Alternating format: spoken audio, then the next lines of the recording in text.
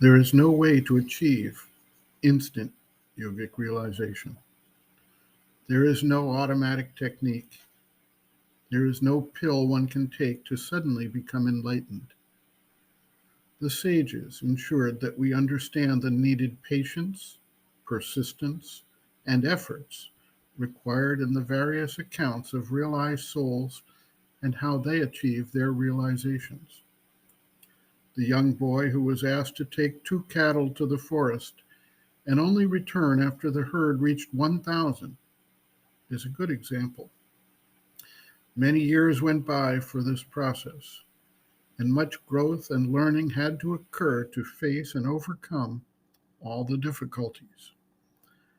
The story of Milarepa and his hard physical labor of many years, followed by years of ascetic meditation in caves, is another. The examples go on and on. There's the apocryphal story of the divine sage Narad encountering an ascetic yogi who had spent many years in meditation. The yogi inquired as to how much longer it would take to reach realization, and Narad, with his divine sight, replied that it would take 4 more lifetimes. The yogi became depressed with this news, as he wanted to see fruits of his yogic efforts immediately.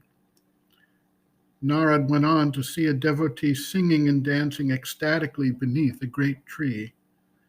The devotee inquired similarly and was told that it would take as many lifetimes as the leaves on that tree for full realization.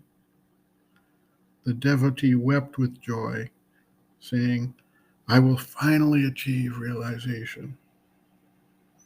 He was liberated immediately. It is impossible to conclude from the outward actions and life of any individual when and how the realization will occur, as there may have been long preparation in past lifetimes for the soul to finally reach the objective at this time. These remain unseen. Meanwhile, strenuous efforts in this life may only bear fruit in a future lifetime.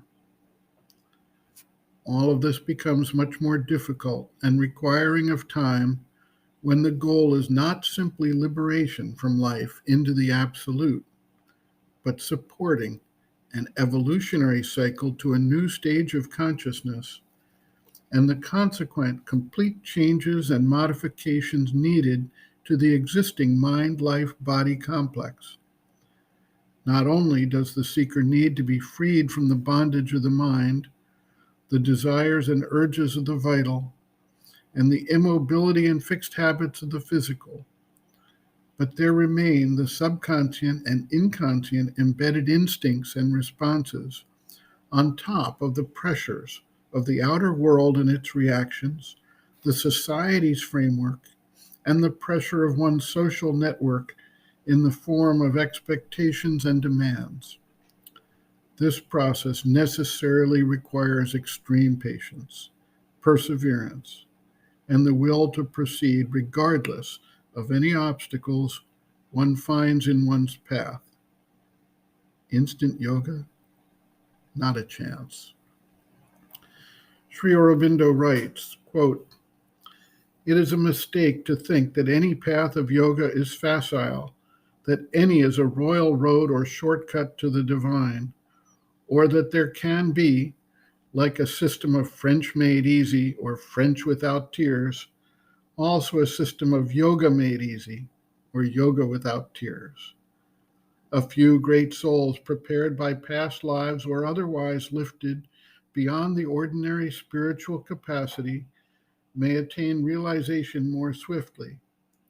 Some may have uplifting experiences at an early stage, but for the most part, the city of the yoga, whatever it is, must be the end of a long, difficult, and persevering endeavor.